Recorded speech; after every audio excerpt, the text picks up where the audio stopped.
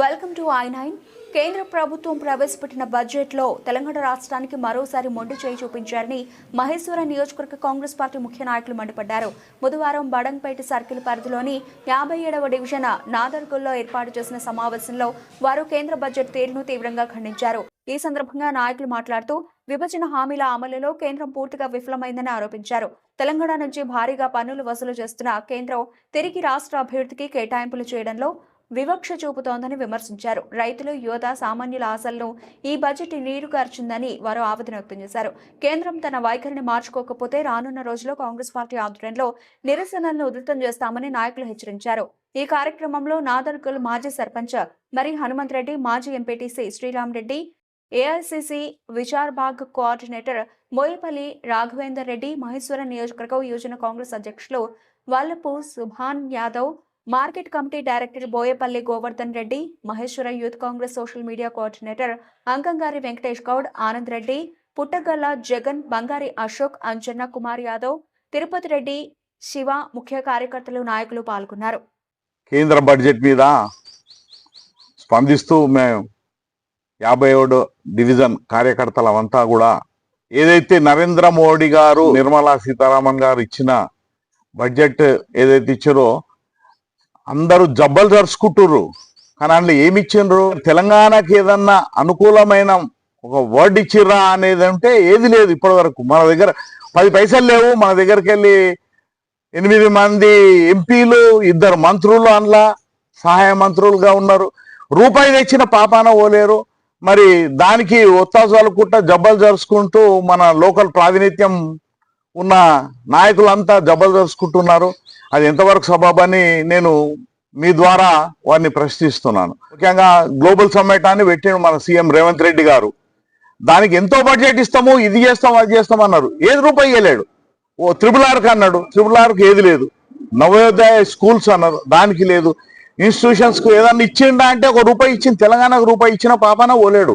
Budget అయితే పేదలకు కానీ రైతులకు కానీ ఎలాంటి ప్రయోజకరంగా లేదు అనేది మా వాదన. గత ప్రభుత్వాలు ఆయన బడ్జెట్ ప్రకారం వాళ్ళు చేసిరు. ఇవాళ 1000 కోట్లు ఉన్నాయని వీళ్ళు చెప్తున్నారు. వాళ్ళు 100 కోట్లనే చేసిరు పనులన్నీ. మీరు 1000 కోట్లు పెట్టుకొని మీరు ఏం చేయలేకపోతున్నారు. కేంద్రం ప్రవేశపెట్టినటువంటి బడ్జెట్ మీద మా అభిప్రాయాలు చెప్పదలుచుకున్నాం.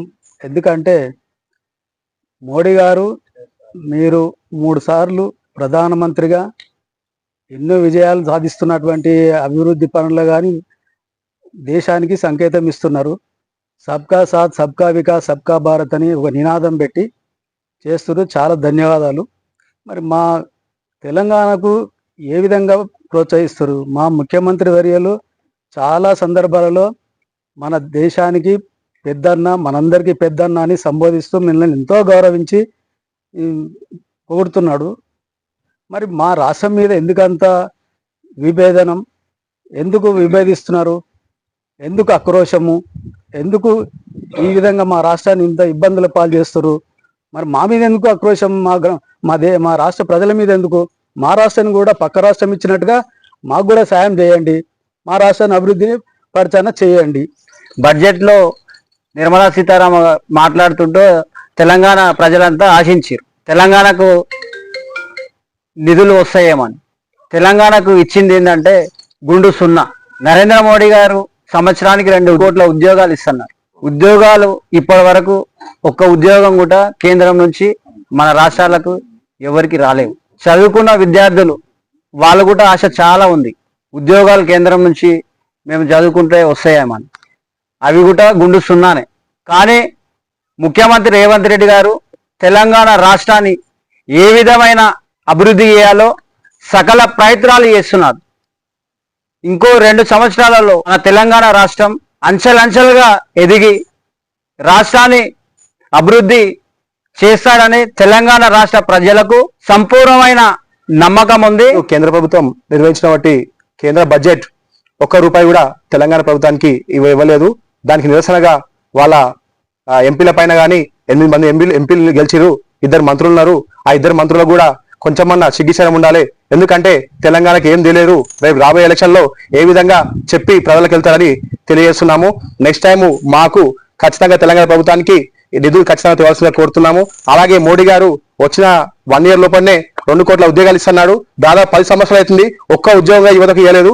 ఆ యువత అందరూ మేలుకొని ఖచ్చితంగా బీజేపీ పార్టీకి గుణపాఠం చెప్తారని తెలియజేస్తున్నాను. కేంద్రంలో మనకు నీళ్లు, అదే విధంగా నీళ్ల మీద ఒక ఇరిగేషన్ మీద కూడా నిధులు ఇవ్వలేదు. అదే విధంగా మెట్రో రైలు మనకు విస్తరించడానికి బీజేపీ కిషన్ రెడ్డి గారు బాగా ఎక్కడొచ్చినా బండి సంజయ్, కిషన్ రెడ్డి గారు బాగా చెప్తారు, జనాలకు చెవులో పువ్వు పెడతారు.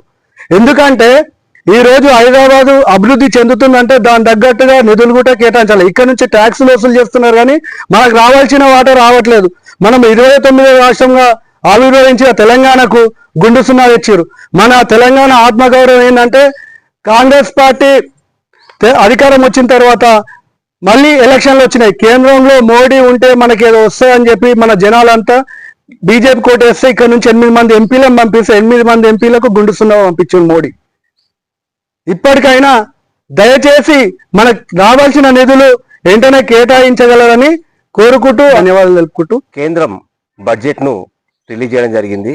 కానీ మన తెలంగాణ రాష్ట్రానికి ఇంతకు ముందు ఎప్పటి నుంచి కానీ ఇప్పటి వరకు ఏమైనా బడ్జెట్ ఇస్తుందంటే ఏం లేదు, గుండు సున్నా మాత్రమే చూపిస్తుంది. తెలంగాణ రాష్ట్రం నుంచి పన్నులు మాత్రం కొన్ని వేల లక్షల కోట్లలో వసూలు చేస్తుంది.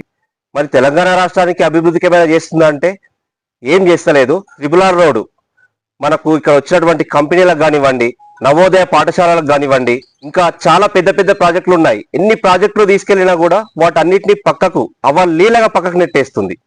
అసలు తెలంగాణ రాష్ట్రం అంటే మీకు అంత చిన్న చూపుగా ఎందుకు కనబడుతుంది? పన్నులు వసూలు చేసే విధానంలోనైతే మీరు ముందంజలో ఉంటున్నారు. చాలా వేల లక్షల కోట్లలో పన్నులు వసూలు చేస్తున్నారు ఈ రాష్ట్రం నుంచి. మా తెలంగాణ రాష్ట్రం మీకు కనబడతలేదా? కొన్ని వేల కోట్ల రూపాయలు మా దగ్గర నుంచి మీరు తీసుకుంటున్నారు. నిధులు మాకు కేటాయించడానికి మీకు అంత బాధాకరం ఎందుకు కనిపిస్తుంది? అంటే ఇక్కడ రాష్ట్రంలో కాంగ్రెస్ ప్రభుత్వం ఉన్నది కాబట్టి, మీరు అక్కడ బీజేపీలో ఉన్నారు కాబట్టి మా కాంగ్రెస్ ప్రభుత్వానికి నిధులు కేటాయిస్తే మీకేమన్నా ఇబ్బంది కలుగుతుందా? తెలంగాణ రాష్ట్రం అభివృద్ధి చెందడం మీకు అస్సలు ఇష్టం లేదా? ఒక్కటి గుర్తుపెట్టుకోండి మోదీ గారు, మీరు నిధులు ఇచ్చినా ఇవ్వకపోయినా రేవంత్ రెడ్డి గారి ఆధ్వర్యంలో తెలంగాణ రాష్ట్రం ఖచ్చితంగా అభివృద్ధి చెందుతుంది.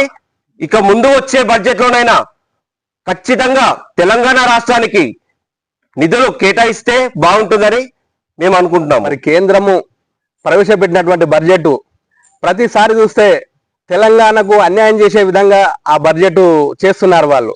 మరి ఈరోజు చూస్తే తెలంగాణకు ఒదిగిందేం లేదు, పేదలకు రైతాంగానికి చేసింది ఏమీ లేదు.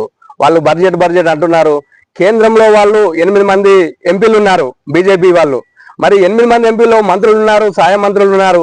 తెలంగాణకు ఏమొస్తుందనే ఆలోచన వాళ్లకు లేదు. పేదవాళ్లకు, గ్రామీణ ప్రాంతంలో ఉన్న వాళ్ళు వలసపోకుండా వాళ్లకు ఆ గ్రామంలో పని చూపించాలని కాంగ్రెస్ ప్రభుత్వము ఆలోచించి పేదవాళ్లను ముందుకు తెచ్చి వాళ్లకు పని కల్పిస్తే, అది మహాత్మా గాంధీ పేరు వద్దు అని చెప్పి మరో పేరు పెట్టాలంటే వాళ్లకు ఇది నిజంగా గుండె మీద చేసుకొని చెప్తే వాళ్లకు ఇది న్యాయం అనిపించే పద్ధతి కాదు. మరి రాహుల్ గాంధీని అనేక రకాలుగా ఇబ్బందులు పెట్టి ఇవాళ కక్షపూరితంగా చేస్తున్నటువంటి ఈ బీజేపీ ప్రభుత్వం చేస్తున్నటువంటి పనులను మేము కాంగ్రెస్ పార్టీ తరఫున ఖండిస్తున్నాం. అన్న, మీరు గొప్ప చెప్పుకోవడం కాదు, తెలంగాణకి ఏమి ఇచ్చారు, ఈ గతంలో ఏమి ఇచ్చారు, ఇప్పుడు ఏమి ఇచ్చారు చెప్పుకోపోవడం చెప్పుకో. మీకు కావాలి కేవలం మేము బడ్జెట్ ఇంత 50 లక్షలు పెట్టినాము, 60 లక్షల కోట్లు పెట్టినాము, 57 లక్షల కోట్లు పెట్టినాము, కోట్లు లక్షల కోట్లు చెప్పుకోవడం సరిపోయింది. కానీ మా తెలంగాణకి ఏమి ఇచ్చారు అంటే మా తెలంగాణలో కాంగ్రెస్ ఉన్నందుకు మా మీద చిన్న చూప, కాంగ్రెస్ ప్రభుత్వం ఉన్నందుకు మాకు మీద చిన్న చూప. చెప్పుకోవడానికి మా దగ్గర 8 మంది ఎంపీలు ఉన్నారు, చెప్పుకోవడం మీద సరిపోయింది. అందులో 2 సహాయక మంత్రులు ఉన్నారు, వాళ్ళకి చెప్పుకోవడమే తప్ప ఇంకేమీ లేదు. ఇంత ముందుకు నల్లధనం తీసి ప్రతి అకౌంట్ లోనూ 15,000 వేస్తానన్నారు. మరి ఎవరి అకౌంట్ లో ఇంతవరకు 15 లక్షల అకౌంట్లు వేస్తానని చెప్పారు, ఎవరి అకౌంట్ లోకి పోయినాయి? మరి ఎంపీల అకౌంట్ లోకి పోయినాయా, లీడర్ల అకౌంట్ లోకి పోయినా, ఎవరి అకౌంట్ పోయినా ఇంతవరకు రూపాయి వచ్చింది లేదు. మా రేవంత్ రెడ్డి అట్లా కాదు, మా అన్న పెద్ద అన్న అని చెప్పి సంబోధిస్తుంటాడు, అక్కడక్కడ సభలో సంబోధిస్తాడు. ప్రధానమంత్రి కాబట్టి ఏ సభలో కానీ మీ చిన్న చూపు చూడలేదు, ఏ కార్యక్రమైనా మీకు మా పెద్ద అన్న ఉన్నాడనే ధైర్యంతోనే ముందుకెళ్తున్నాడన్న. అది దృష్టిలో పెట్టుకొని మీరు మాకు రావాల్సిన నిధులు కేటాయించాలని కేంద్ర ప్రభుత్వాన్ని కోరుతున్నాను.